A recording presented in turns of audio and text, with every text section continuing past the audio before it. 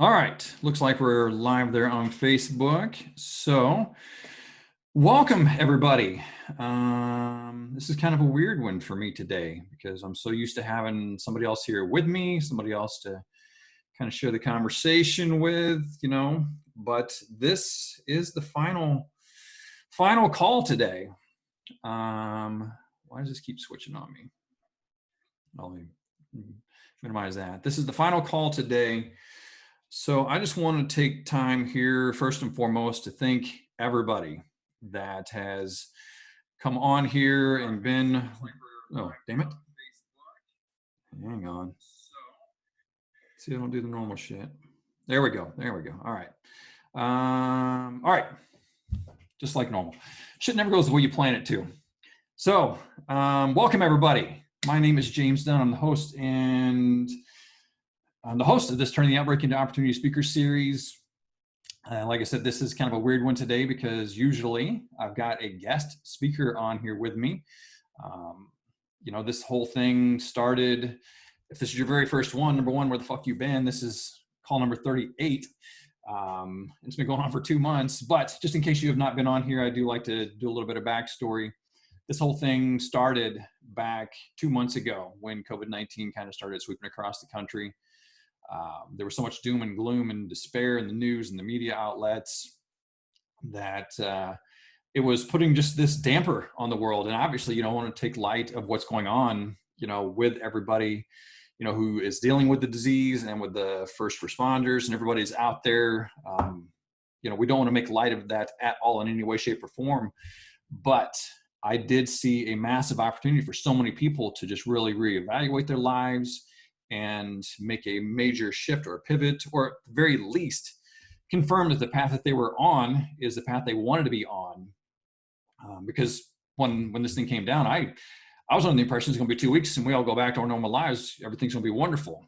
Well, that didn't quite happen the way we thought it was going to. But regardless, I still saw it as an amazing opportunity for people to, again, figure out where they're at, what they want to be doing. But I knew they needed a safe space for that to happen. I knew they needed some positivity, something to help them stay focused on the opportunity that was there if they choose to take it. So that's where this whole group came about, the Turning Outbreak into Opportunity group and the speaker series. That was all, bringing these guest speakers on was just all a way of giving people something to tune in to every single day initially, because that first, 2 weeks, it was every single day we had somebody on, just sharing some sort of a positive message, something that people, again, could grab onto and run with if they wanted to change their lives. And we've been doing this for two months now. And this Wednesday was our very final guest speaker. And first and foremost, I just want to say thank you to all of the guest speakers that came on. It was a wide variety of people who shared just amazing, incredible messages. And not a single one of them were paid. They all did it just out of a favor to me, out of wanting to give back to society and just wanting to be, of service. And so I think that is just so amazing to, I consider myself absolutely blessed to have that many people in my life that are willing, to help others without some direct benefit. Of course, there were a couple of them maybe that said, hey, I've also got this program, but nobody came in here with the expectation of, hey, this is a sales call. Hey, I'm going to make a big pitch, and hey, I'm going to make some money off of this. It was all about how can I serve people? And if I can serve them in a greater capacity by, letting them know about some free things I've got, awesome. But nobody was paid for it. Nobody got anything directly out of it other than just the feedback that we got from the community. So again, I want to say thank you to all the coaches because that was just amazing. And I want to say thank you to all the people who have been part of this group, because we've got over 450 people in this group now. And when I looked back over the course of all the videos and everything that was put out there, we had over 4,000 views on the videos, from the speaker series. And that's fucking incredible, especially for something that was not planned out. It was not formulated. This was not like, again, some kind of big money-making scheme, or not even saying scheme, just there was nothing to this other than, hey, let's just create a positive environment, a positive space for people to come together, to connect with one another, to support each other.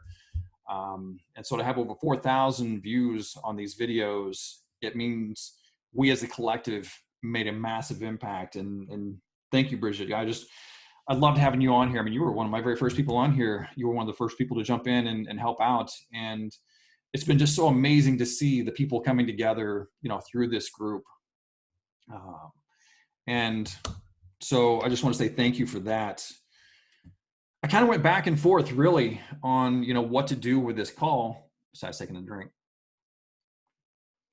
Should I come in here and should I deliver some big, powerful message or what? But I mean, as I thought about it, like, you've already got 37 amazing speakers that came in here before me to share positive messages with you. So me coming in and saying anything I was going to say, for the most part, really wasn't going to be anything different than what you heard with them. But I did want to share like one major common theme that I saw through so many of the speakers we had in this group. And what that big common thread I saw in so many of them was that each and every single one of them had some big adversity in their life. We as a society right now, we're all going through COVID-19, as a collective, and that's a major adversity. But so many of the speakers had their own individual adversities that they had dealt with. And I just happened to jot down a couple of names. Mike Kitco, when he came in here and he was talking about, going through his career, being in the military, being in the Marines, and being, promoted very quickly in there, going out, leaving that area, getting into the corporate world and being promoted very quickly through there, but all that time feeling like an imposter and feeling like he didn't belong there, and getting to the point where he literally, sat in a chair and contemplated suicide because he didn't feel like he belonged. But he went out and he did the work, he did the deep soul searching and found a way to overcome that. So he had an adversity. Chris Harder, he was one of our guest speakers that came in here, and he talked about, how we can thrive in this economy, but he knows how to thrive in an economy like this because back in 2008, he was in the mortgage banking industry. And you don't have to live under a rock to know what happened during that time. I mean, we had the mortgage crisis that just crushed our entire economy. And he had to go all across the country laying people off, closing bank after bank after bank until it got to the point where his company turned around and said, all right, now it's your time to go. He got laid off. He lost his house. Him and his wife, they had to move into this tiny little apartment and start over. They've been living this glamorous lifestyle, this big living, because they've been making tons of money through the mortgage industry that, was thriving at the time. But when that mortgage industry collapsed, it destroyed their lives financially. So he had to go do that deep, soul searching work and figure out how to rebuild his life. Jackie Service, she came on here and she talked about being diagnosed with a brain tumor. I mean, fuck, dude, it doesn't get much worse than that in terms of crisis. I mean, yeah, COVID sucks, but the vast majority of us are living healthy, productive lives and don't have to deal with it directly. But she was diagnosed with a brain tumor, and she had to go do that deep soul work, to figure out, how can I live through this? How can I thrive through this? How can I heal my own body and not just trust what the doctors are saying and take control of my own life? And Michael Burke, is another person who had physical ailment. He was diagnosed with cystic fibrosis, CF, when he was a very young man. And throughout the course of his life, he was told over and over and over again, your life expectancy at this point is probably another 3, 4, 5 years. And that would happen when he was 18. And when he was 18, they said, well, you got another 3, 4, 5 years. So you're going to live like your mid-20s. Well, then he blew past that and they kept saying it. But again, here's another person who had this major adversity thrust upon him, and he overcame that. He went out and did the work himself to said, you know what, I'm not listening to what you're saying. I'm not listening to what your expectation is. I'm taking control of my life. I'm taking control of what I can do and changing my future and I'm going to shape it the way that I want it to be. So each and every one of these people, and that's just, highlighted some of them that just popped out of my mind, as I was skimming through, the list of speakers we had. But so many of the speakers, if you go out and you look at their stories, they had some kind of adversity, whether, again, that be something like COVID-19 that we're dealing with right now, or whether that be more personal tragedy. I know myself, I grew up with a dad who was an alcoholic, and there were many, many, many battles I fought with him, physically, with him. And I've gone through 2 divorces. I mean, there's been all kinds of, I was arrested when I was 17 years old for attempted armed robbery. So, I mean, there's so much fucked up shit that's happened in my life. But every single one of those things that could have pushed me down got me to a point in my life where I'm like, you know what, I'm not dealing with this shit anymore. I'm going to do the work to figure out how to change all of this and to create a better life for myself and my kids. So life is going to throw challenges at you all the time, whether that be a situation where we're talking, again, like COVID-19, or that be something else. Life is always going to be throwing challenges at you. And it's up to you to decide how you want to respond to that.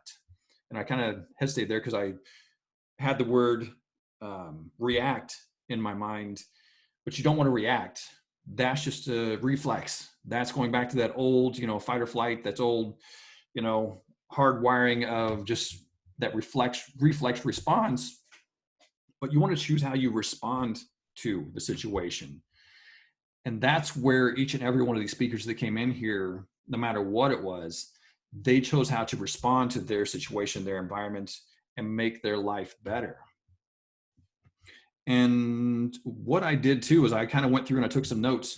Got my nice notes here to make sure I stay on track, because I can get lost easily as fuck.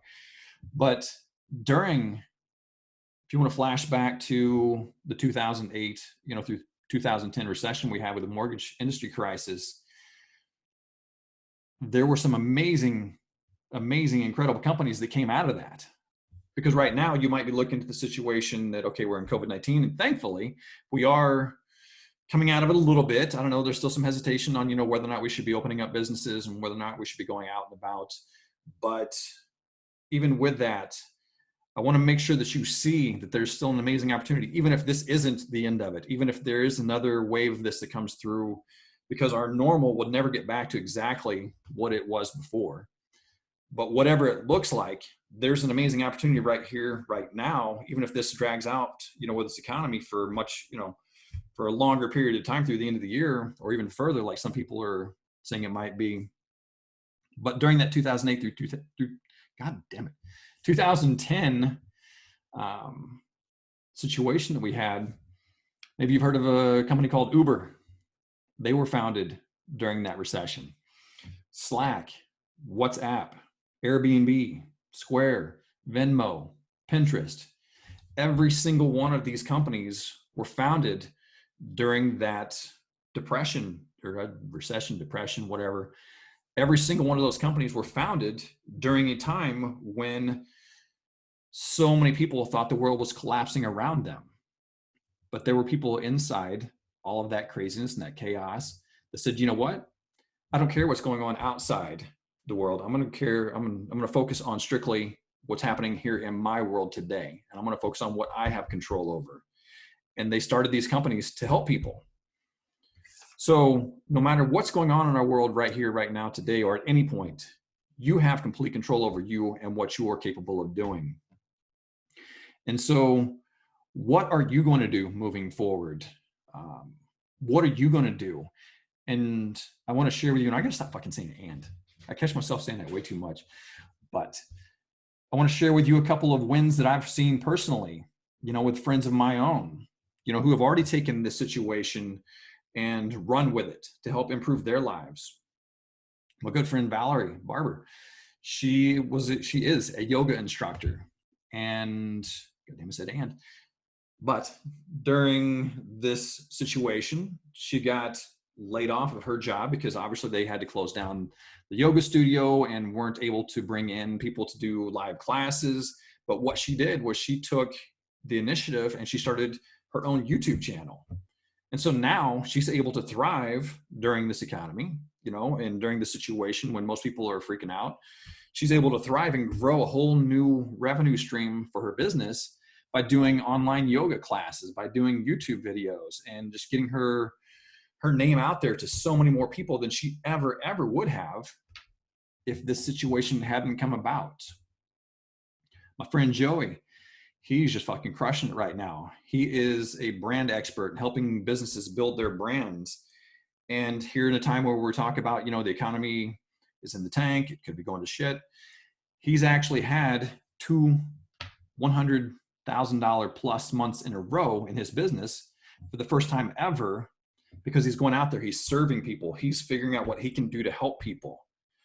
My friend Jen Kennedy, she just launched her new program last month, and she did over a $70,000 launch here right in the middle of a COVID-19 pandemic crisis situation. My friend Jess, I'm part of her class, her group, right now, and she has just launched another program for multiple six-figure program. She's got another one that's coming up right after that. So she actually had to add business to help people out during this situation.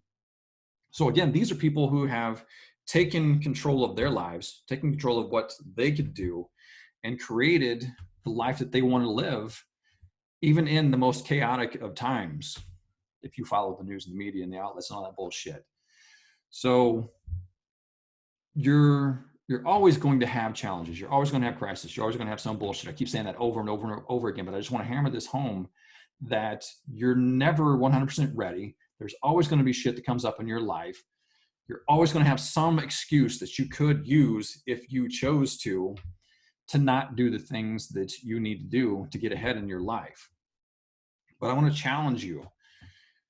Don't let all of that negativity, all that craziness and the outside world dictate to you what you do in life. You only get one shot at this. There's so many people that, just kind of blow off life and think that we've got all the time in the world. And whether you believe in God, whether you believe in anything afterlife, any of that stuff, yeah, maybe that's all true. But the only thing I know for a fact is I'm here right now, unless I'm some computer animation, which some people even think that shit. But I know I only have control of right here, right now. And I want to take advantage of this opportunity that I've got in my life.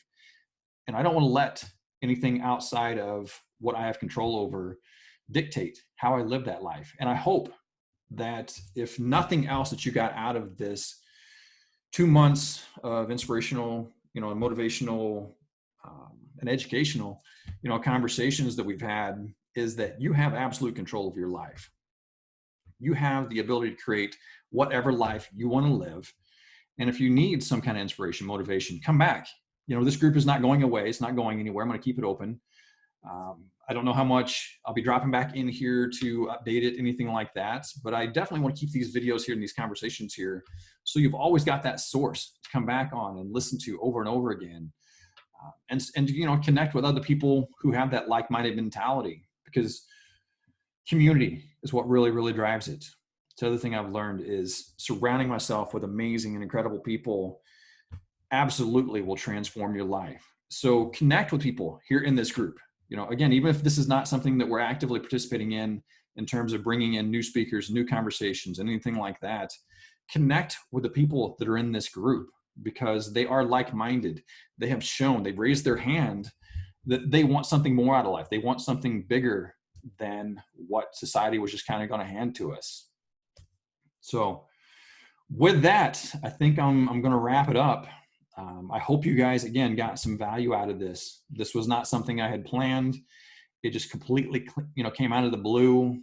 I just saw a need to serve. I saw a need for people to have a safe space just to really come in, and think bigger than what society wanted to give us.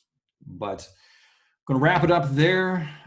It's time to shift my focus onto bigger and better things. I don't want to say better, but other things, focusing more on working one-on-one with dads and group coaching with dads and helping them to become the best that they can be, divorced dads specifically. That's where my focus is at now. And so if I can help you in any way, shape, or form in that area or any other area, absolutely reach out to me. Let me know. It's been so awesome. But we'll call it a day right there. So thank you all for, all being a part of this, and see you down the road.